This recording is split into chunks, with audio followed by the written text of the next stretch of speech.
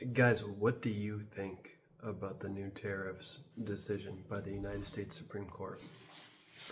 Not actually interested. Well, I'm interested in what you have to say, but obviously the impetus for making the video wasn't me inquiring about what you wanted to say about it. But if you want to make a comment about how you feel about it, whatever. I used to be a free trader, and Trump said that he was a free trader coming into the first election as one of his hallmarks. But as he's been saying for years, as he sees it, countries are taking advantage of the United States. There are a lot of anti-Trumpers that go to NIFA, and I push back on one guy who is in basically the animation industry class that we were taking that was all about the industry. And they always have talking points, about this and that. But he said that America already brings in the most amount of money in the world from overseas because we have so many overseas businesses. And a lot of U.S. military engagements in South America and Central America have been based around those businesses. One that I mentioned recently was a sugar plantation. And I forgot which country, whether it was Nicaragua or whatever. But there were the Sandinistas in Nicaragua, and Reagan famously was involved in the rescue of hostages in an operation called Iran-Contra, where they ended up, I think, selling weapons to Iran or trading the weapons for hostages after the 1979 revolution that was handled improperly by Jimmy Carter. But these arguments are made that there's a lot of money coming from the United States or coming into the United States from overseas. But obviously you have to look at the numbers, and so whether or not that's the case, the trade balance is something that's important. So I studied economics, but I don't claim to be a master at this stuff. Half the time I was studying economics, I was in the math lab trying to get free tutoring for calculus class, But I like it as sort of an arm of diplomacy because it's kind of a soft power and it's softer than military. And America wants what it wants. Like, it's a superpower. For a minute, it was a hyper superpower. So we have a lot of rising nations around the world with so much population and so much potential. And it's important for the United States to maintain somewhat being the center of it all, in a sense. And this is just a rational international analysis of it from a United States perspective, even from a historical perspective. Like if you read John Mearsheimer's book, Offensive Reality, it's basically saying that nations and superpowers throughout history follow a predictable model of behavior. But it's interesting thinking about the Far East because there haven't really been superpower conflicts with the Far East. The closest thing you could really say to that would be Europe and the Far East in the 19th century. But even Europe was fragmented. It wasn't the Roman Empire against the Far East. So that's not to say, like, following Mearsheimer's logic is not to say that there's going to be a superpower conflict necessarily. But even looking, this is how I saw it back in, I think, 14, when Russia first invaded Crimea, is that, and there are a lot of intellectuals that came out. I've since sort of changed sort of how I see like the movement of Russia across Central Asia and Eastern Europe. But even John Mearsheimer, the offensive realist, came out and said it's only rational for this initial action. And it didn't escalate into a full-blown war until several years later. And at that point, it's sort of like humble pie, for those people who are cautioning, a degree of at least understanding in the situation. And a lot of people like to say that if the West played nicer with the East, then Russia wouldn't want Ukraine.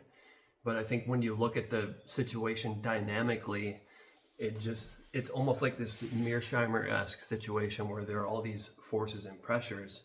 And so for the United States to have the ability to apply this kind of pressure I think would be beneficial for the United States. I like US joining Canada. I like US joining Greenland. I like the NATO project turning into an almost like a spiritual empire project.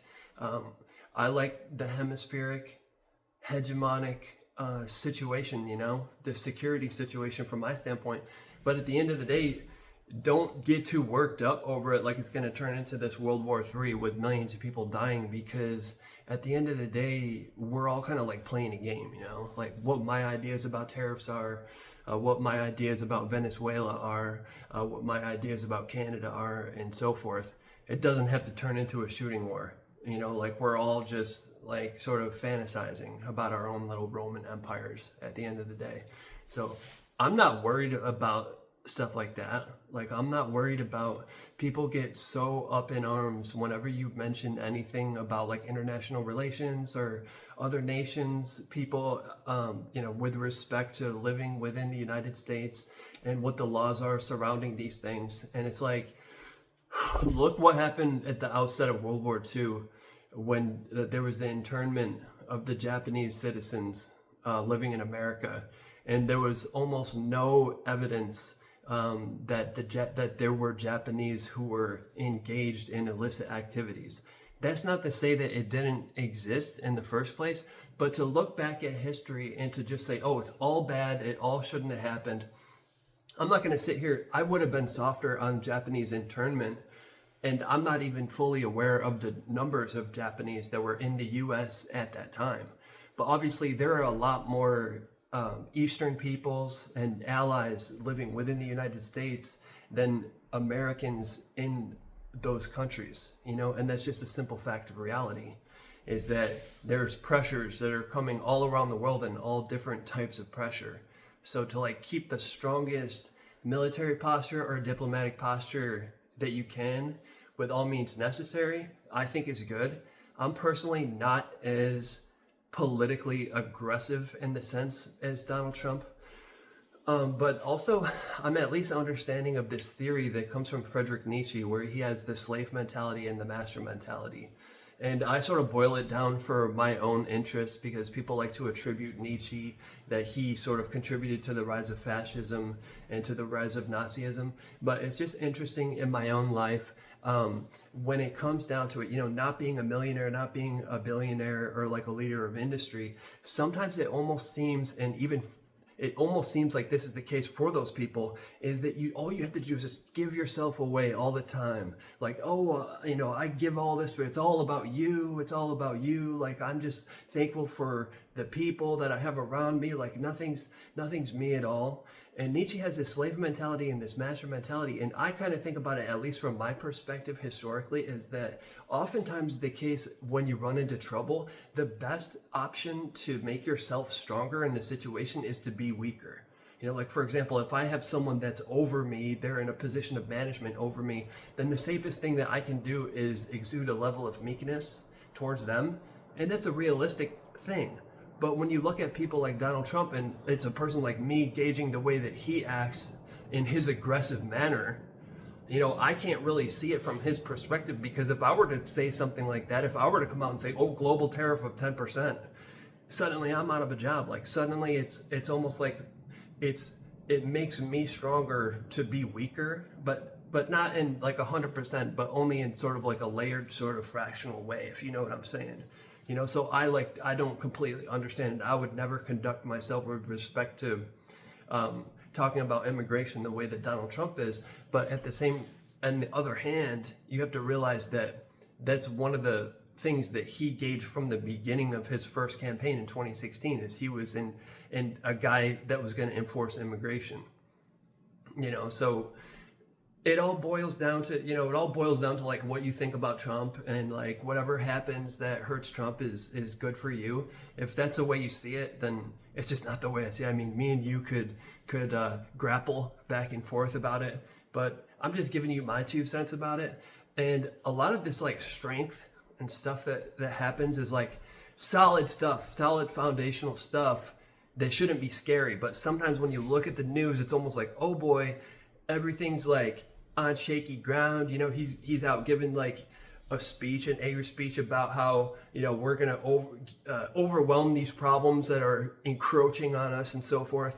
And it's so easy to, he's destabilizing the world stage. But really, there is a level of destabilization with respect to other nations. But as he has said in his private discussions with those nations, a lot of times they say, we couldn't believe that you were getting over on us. We were getting over on you so easily in the first place. And so there's a lot of crying that's coming from Europe about destabilizing of the world order and Greenland and this talk about NATO. But luckily and more realistically, from the NATO military establishment within Europe, they realize that the partnership is important. And I think most Americans realize that. But it's like, we're going to throw the baby out with the bathwater just because we don't like Trump. But he's this guy at this point where, love him or hate him, everybody has to work with him. You know what I mean? So that's my 2 cents on the matter. I hope you enjoyed. Have yourself a wonderful day.